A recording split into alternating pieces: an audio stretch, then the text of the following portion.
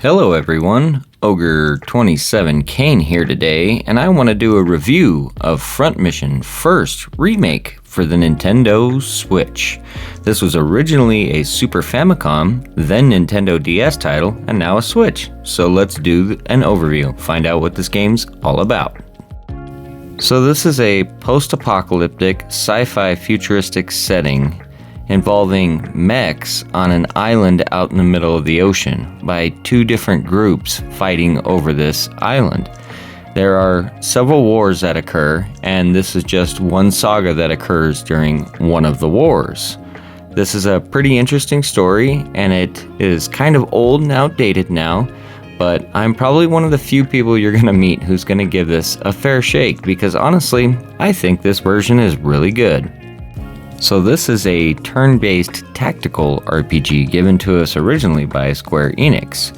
So I hope you enjoy this review and decide to give it a try. Let's do the story first. So there are two stories that you can choose from that follow two different characters on opposite sides of the conflict. Both stories are very fun and very intriguing and offer different opposing viewpoints on how to view warfare. There's still the same basic premise and concept to the combat and the storyline itself, and it still follows a main narrative all along. But it's nice to get different perspectives and have a story that has more of a gray than a black and white, and allows you to appreciate everything there is to the story and all of its elements. Personally now, being the third time I played this game through, well, almost finished the third time through I should say, I do enjoy the first storyline just because of the love setting to it, I should say, but it's pretty hilarious as well because your love interest is named Karen, so take that what you will. Anyways, let's do the gameplay now.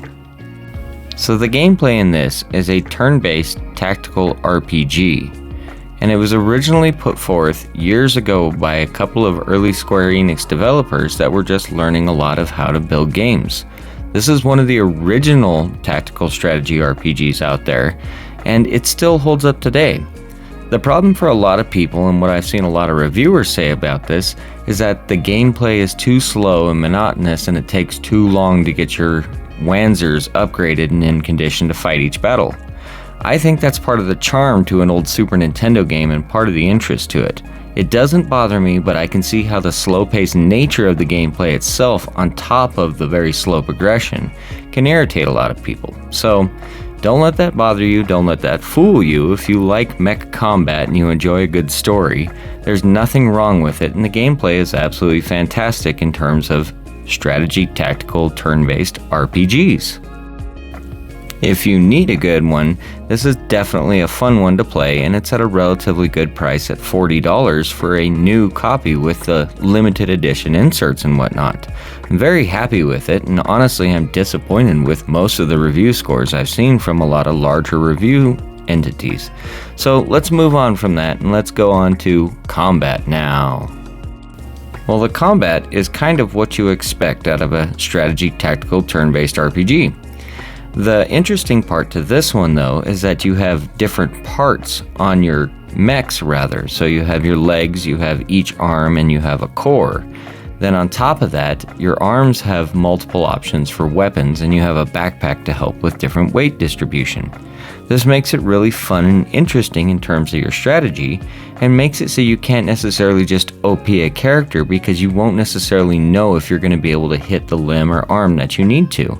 On top of that, you have to worry about things like your hit percentages and your attack and defense stats, so there's a lot that goes into it. What you think may be an easy kill may turn out to be a nightmare of a battle, and what should have been a super difficult battle is over with a couple missile shots. So I love that element to this game, and it certainly adds a bit of mystery even when you think that you've overpowered your characters. Now, as you play through the game, you can certainly tailor each character to the playstyle in which you want them to function. If you want a character to be a long-range sniper, you can upgrade those stats by simply using those weapons. If you want a character to be a melee specialist, just simply give him a couple of tonfas and let him go to town. It's pretty cool how the game lets you take the character and manipulate them into what you want rather than just starting out with an early build. Yes, you can use certain builds to min-max characters, and I understand that, but at the same time, it's really fun to not have to worry about that.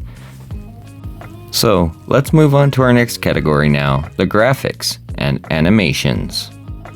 So, originally starting out with a Super Famicom ROM, and then moving on to the Nintendo DS title, both of those were very, very rough to say the least.